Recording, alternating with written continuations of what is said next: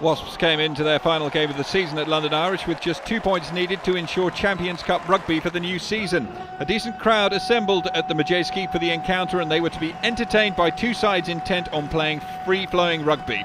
Andrew Femby set the ball rolling with the game's opening try in the 4th minute, his 6th this term, but Wasps were quickly back on level terms as Nathan Hughes' replacement in the back row, Guy Thompson, strolled through a gaping hole in the Exiles' defence.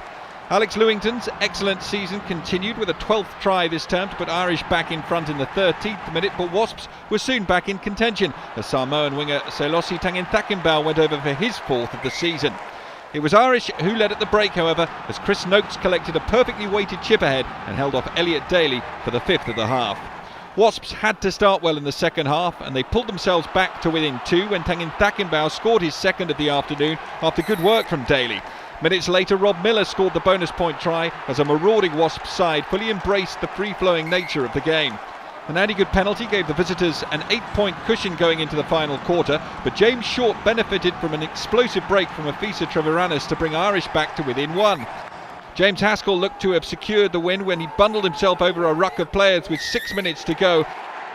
But then 2 majestic kicks from Geraghty led to Andy Short going over in the corner in the 78th minute to tie the scores.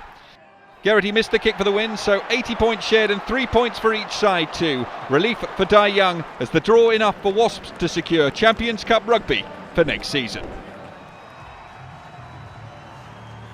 With a place in next season's Heineken Champions Cup still in their grasp, Sale began like a team in a hurry and got the show on the road thanks to Tom Curry. The flanker took a pass from his brother Ben to start a crazy first half of 8 tries. As ferocious as the Sharks were in attack, they seemed to lack any bite in defence, and Tom Seabrook made them pay with a rapid reply for Gloucester. Rob Webber, celebrating his 200th game for Sale, went over from a line-out to put the home side back ahead. And when Faf de Klerk launched a counter-attack that finished with Sam James crossing, it looked as though it might be a one-sided story.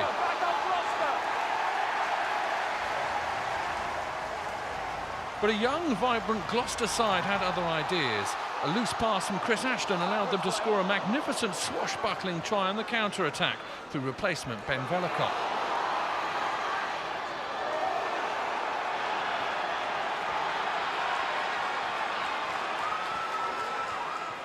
Then they took the lead when Matt Banahan, another double centurion, burst through some weak tackling.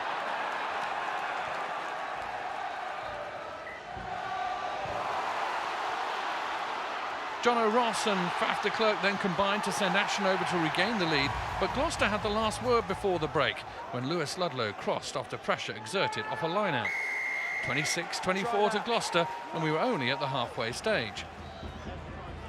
Sale must have had some harsh words from Steve Diamond ringing in their ears and got to work to repair their European hopes with a 5th try through Byron McGuigan.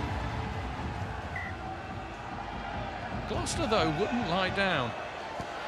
Young South African Don Kurtzer tied the scores at 31-all before Vellacott showed his pace by claiming his 2nd try to reclaim the lead.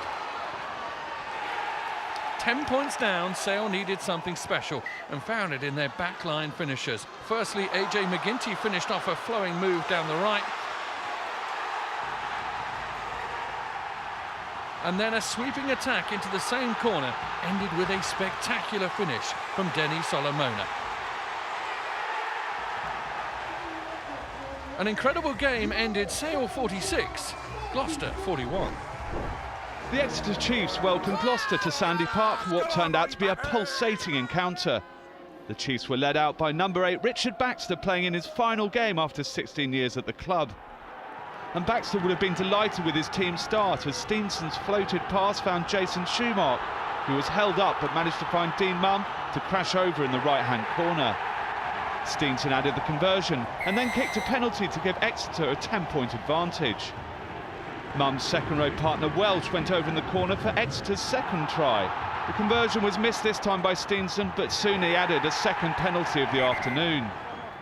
But Exeter's 18-0 lead was dramatically turned around as Gloucester scored 22 points without reply in 13 first-half minutes. Burns had already landed a penalty before his long pass opened up the Chiefs' defence, with Johnny May providing the finishing touch. More good work from Burns then set up Charlie Sharples for a run-in under the posts, to close the gap before a Henry Trinder intercept launched Gloucester into the lead for the first time in the match. Trinder against Arscott. Beautiful, give it. Noel comes across, but Trinder slaloms his way past the last Exeter defender. But the Chiefs hit back on the stroke of half-time, with referee Greg Garner awarding a penalty try after a series of collapsed scrums. Steenson added the conversion to give the Chiefs a 25-22 half-time lead. Two Steenson penalties after the break extended Exeter's lead to 9 points, before Freddie Burns created the space to send fullback Rob Cook over in the corner and secure Gloucester a bonus point with a fourth try.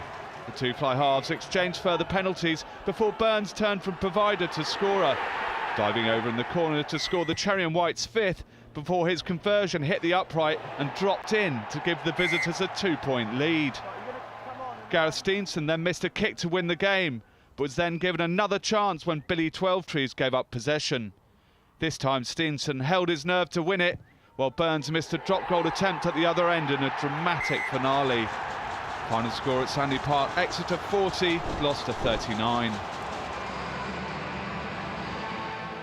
Not much at stake at the Madejski, but no one seemed to mention this to the two teams. A pulsating encounter full of firsts and lasts, starting with Sale lock Mark Easter's first Premiership try for 2.5 years. And this would be the last close-range score of the afternoon.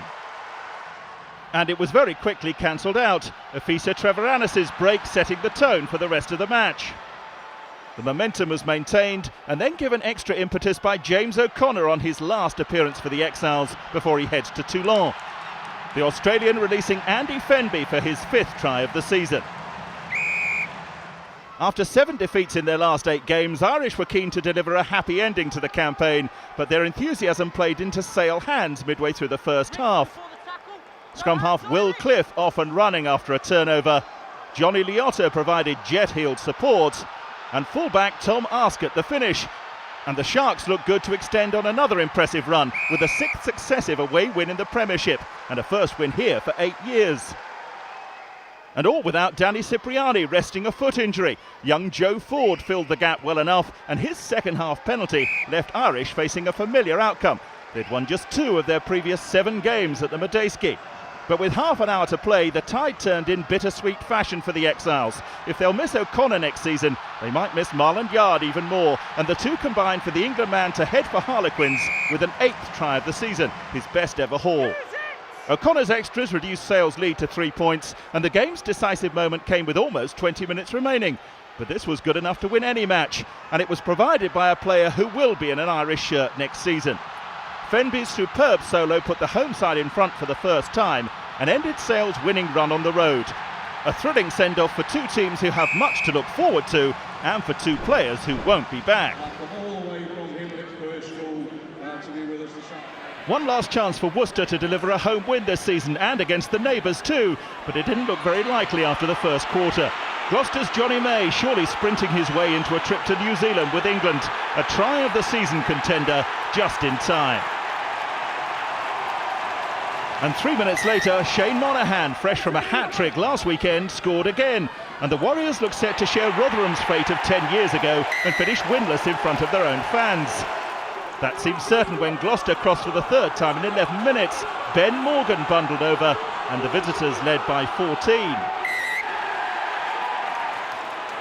Which is when Worcester began to take that last chance, first with a maul try of their own. Replacement Samisi Talavar following his score against Saracens a week ago on his final appearance for the club to halt the cherry and white bandwagon. May followed his first contribution with a rather less impressive offside hack to pick up a yellow card. And against 14, the fight back was continued by a player born in Gloucester. Ryan Lamb scooted his way over his first try for the club, and Worcester trailed by just 2 at the turnaround. Dean Ryan had described this game as the start of preparation for next season, and a win over his former club would have been part of the plan. Lamb's crossfield kick and Josh Drowninghew's dancing feet past Steph Reynolds moved that within range.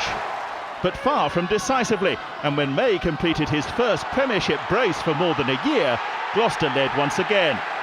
A lack of discipline saw that advantage disappear. Fullback Rob Cook sin-binned this time. And Lamb was on the mark once again on his way to an 18-point haul. It all meant that Worcester led by 1 when Freddie Burns stepped up to the last kick of the game and his last kick for the club before heading to Leicester. But for once, the Warriors' heartbreaking season had a happy ending. Something for 6 ways to savour. Next season's local derby will be against Moseley in the Championship.